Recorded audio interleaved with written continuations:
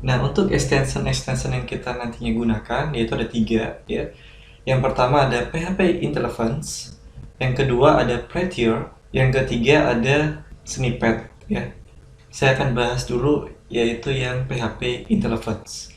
PHP Interleavance ini adalah extension yang nantinya membuat kita tidak perlu mengingat seluruh sintak atau perintah yang akan kita tulis. Misal, saya baru mengetik tulisan exe.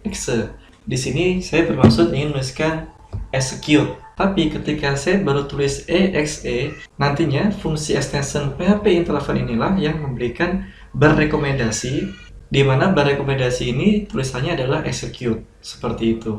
Jadi dia akan langsung otomatis memberikan recommendation bar, yang mana isi daripada recommendation bar itu adalah perintah yang ingin kita tuliskan atau yang kita maksudkan gitu. Jadi itu sangat membantu ketika nanti kita menuliskan skrip pada pemrograman kita.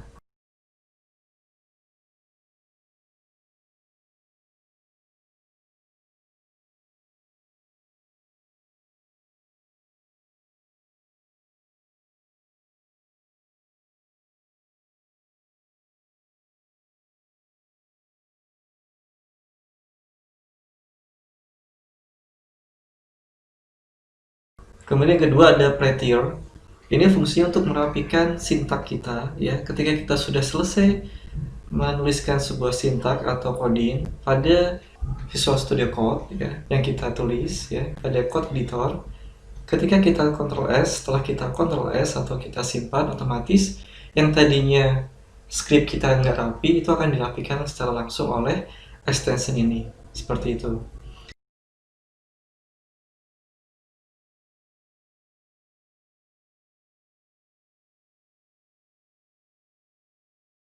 Kemudian yang terakhir ada extension snippet. Snippet ini fungsinya sebagai shortcut ya, agar mempermudah kita dalam nantinya menuliskan coding agar cepat juga gitu. Contoh gini, biasanya saya harus ngetik fungsi PHP yaitu dengan mengetikkan coding satu baris gitu ya. Dalam satu baris itu ada beberapa karakter. Nah, dengan adanya bantuan snippet ini kita hanya mengetik shortcutnya, misalkan kita beri nama shortcut untuk PHP ya atau fungsi PHP itu dengan shortcut PHP. Ketika kita tap nanti akan muncul tuh satu baris beberapa karakter yang menampilkan fungsi PHP seperti itu. Dan shortcutnya ini bisa saja misalkan yang lain, contoh ketika Anda misalkan ingin menyimpan tentang alamat gitu ya, tentang nick, nomor HP ataupun yang lain, kayak seperti halnya nick itu kan panjang ya, yang kadang nggak semua orang bisa ingat atau hafal. Nah itu juga bisa dibuat snippetnya. Misalkan nanti ada shortcut nick, ketika Anda ketik nick, tab nanti otomatis akan muncul nick Anda seperti itu. Ya, jadi ketika ketikan nick, tab nanti otomatis akan muncul nick Anda secara otomatis. Itu tadi ya fungsi-fungsi daripada extension yang nantinya kita instalasi.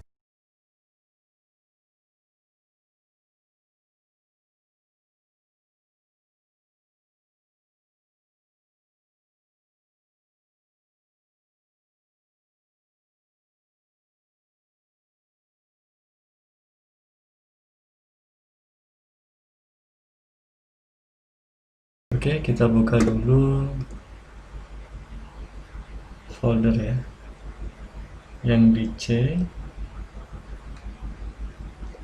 exam htdoc. Nah ini ya, pustaka booking htdoc pustaka booking, kemudian select folder. Nah ya, otomatis akan tampil seperti ini. Ini adalah beberapa folder yang ada di framework CI ya, yang framework CI yang terbaru yaitu CI 4 ya. Yang tidak ada di CI 3 yaitu diantaranya ada writable ya, kemudian public ya. Ini tidak ada sebenarnya di framework CI yang versi 3. Lalu pilih folder app nih ya, folder app, kemudian pilih folder controller, di mana di dalam folder controller ini terdapat dua file yang langsung tersedia ya. Pada CI-nya ada basecontroller.php dan ada home.php. Nah, kita buat file baru pada folder controller ini.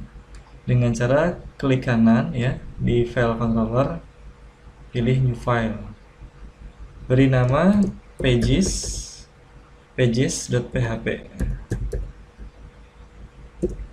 Nah, sudah ya. Lalu buka yang home.php-nya, kemudian Ctrl A, Ctrl C, lalu paste ya di pages.php. Ctrl V ya, dengan cara tekan Ctrl V seperti ini.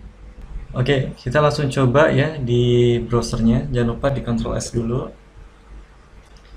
Jadi nanti dia akan memanggil ya. Ini ada fungsi return, yaitu mengembalikan ke fungsi view, menampilkan pesan welcome message ya, menampilkan pesan welcome message pada browser yang nanti kita akan tampilkan, yaitu di halaman indeksnya.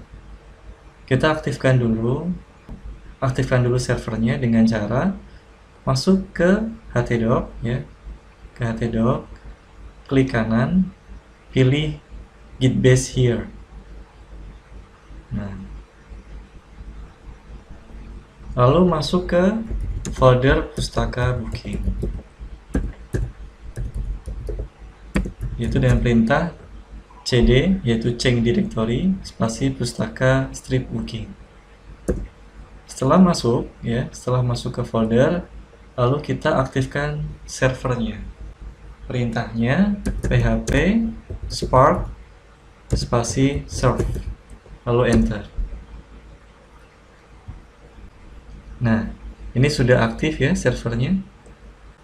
Nah, ini bisa di copy ya, atau bisa diketik ya, ke kanan copy.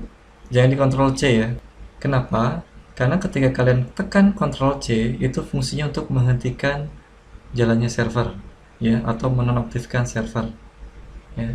Jadi klik kanan, pilih copy, atau bisa diketik secara manual pada halaman browsernya. Oke, kita buka browsernya.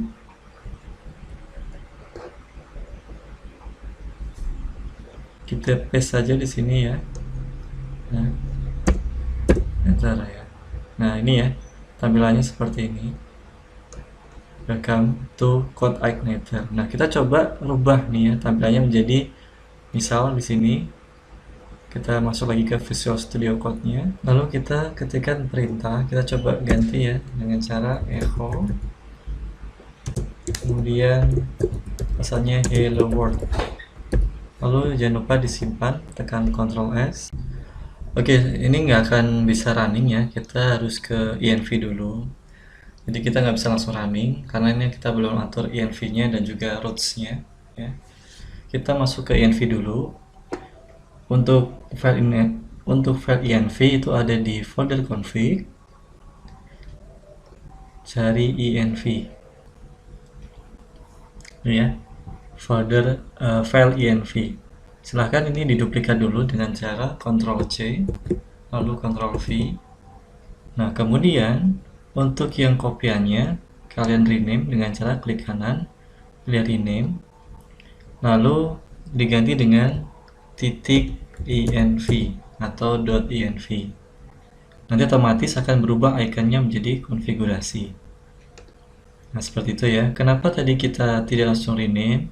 Supaya nanti ketika ini terjadi masalah, kita masih punya backupnya. Seperti itu ya. Oke, env ini kepanjangan dari environment. Nah, ini ada tanda-tanda pagar ya, atau crash. Ini artinya berfungsi sebagai komentar. Jadi ketika ini sebagai tanda pagar, artinya listing ini atau script ini menjadi fungsinya menjadi komentar. Nah, untuk menjalankan fungsi ini, silahkan dihapus tanda pagarnya terlebih dahulu. Untuk yang kita atur adalah yang line 17, yang ini ya. Nah, yang CI underscore environment sama dengan production. Nah, ini kita ganti. Kita hapus untuk tanda pagarnya supaya nanti berfungsi. Nah, untuk CI environment ini ada 3 jenisnya, yaitu ada production, ada development, dan juga ada testing. Kita nanti gunakan yang development. Agar apa? Agar nantinya coding kita ketika ada kesalahan itu bisa terbaca. Tapi kalau misalnya kalian pilih yang production, otomatis kesalahan kalian pada coding kalian itu akan di-hidden. Oke, kita langsung ganti ya menjadi development.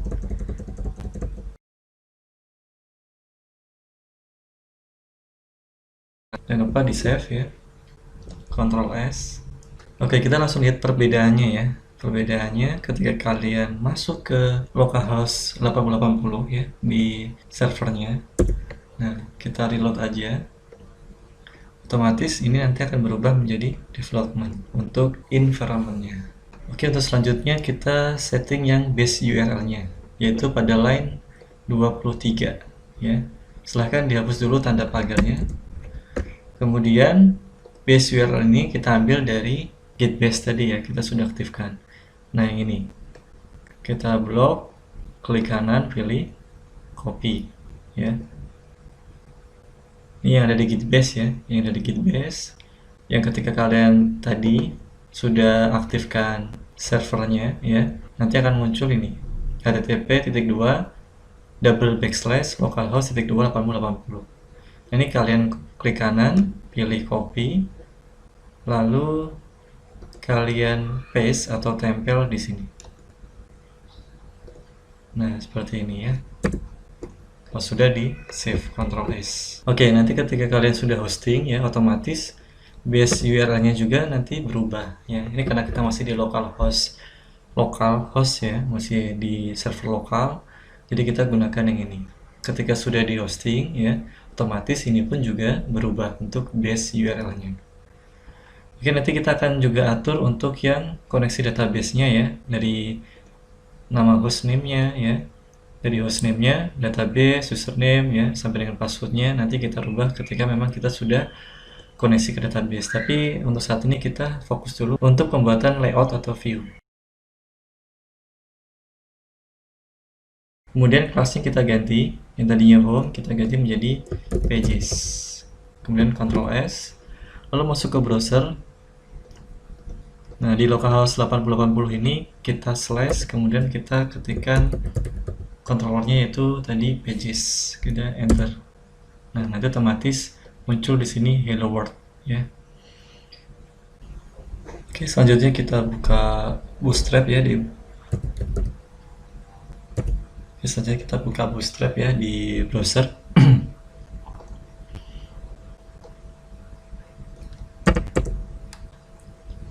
Lalu kita pilih documentation. Nah, lalu kalian pilih yang di sebelah kanan ini ya, starter template. Ini starter template. Kalian pilih copy. Nah, setelah itu kalian buat sebuah file ya, sebuah file di folder view. Kemudian di sini kalian buat folder namanya layout.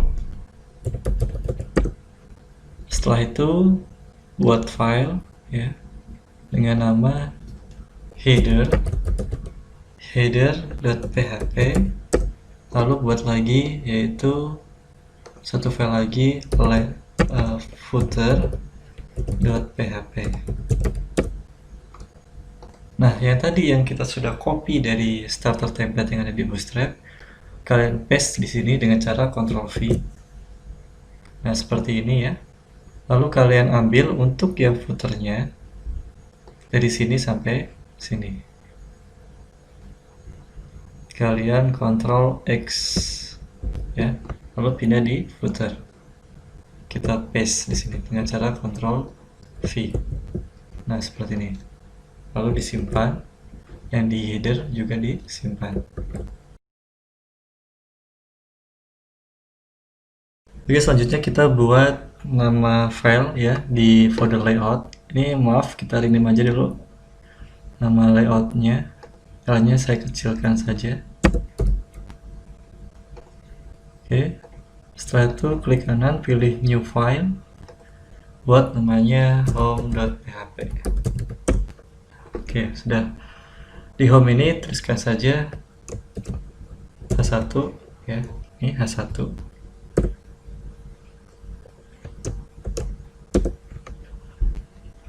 H1, kemudian kita ketik aja hello world.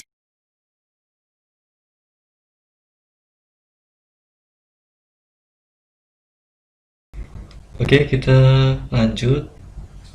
Oke, kita masuk ke header. Untuk di header kita hapus yang hello world-nya ya. Kenapa? Karena kita sudah buat di home.php. Di sini ya, kita sudah buat di home.php, jadi yang di headernya kita hapus saja. Terus di Ctrl S ya. Oke, kemudian kita masuk lagi ke pages ya, ke controller pages. Lalu kita ganti nih codingannya to echo view dalam kurung. Nah, ini ya, kita panggil dulu echo, kita panggil folder view, masuk ke folder layout, kita panggil yang header. Layout / header titik koma. Kita copy saja, kita paste, Ctrl V, kita ganti yang ini home, kemudian yang ini menjadi footer.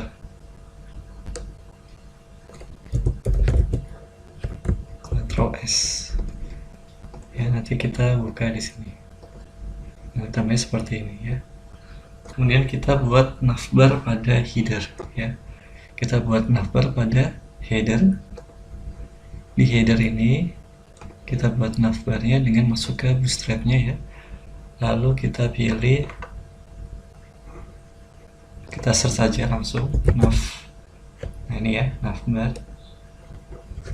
Kita pilih yang nav ada di sebelah kanan. Kita pilih yang nav ya, ada di sebelah kanan. Nah, kita pilih yang ini aja ya, yang baris kedua yang nggak terlalu banyak code-nya. Kita copy,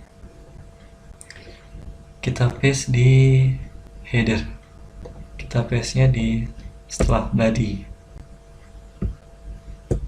Nah, seperti ini. Kita ganti yang ini ya, misalkan menjadi daftar buku, kemudian daftar anggota.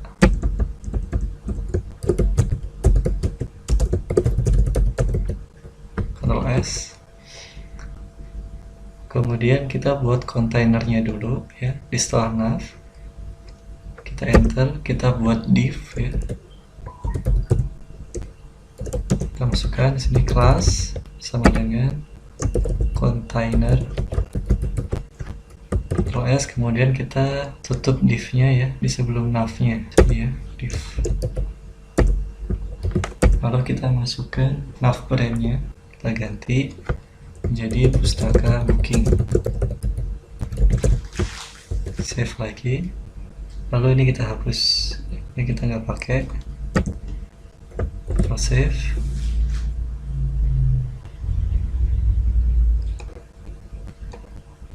Nah, kalau sudah kita bisa refresh pada browser. Nah, seperti ini kita reload ya, namanya seperti ini. Kemudian kita lanjut, kita masuk ke home.php, kemudian ketik div, enter, lalu masukkan kelas container.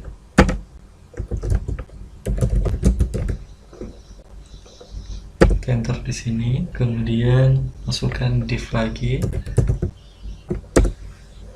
yaitu kelas row.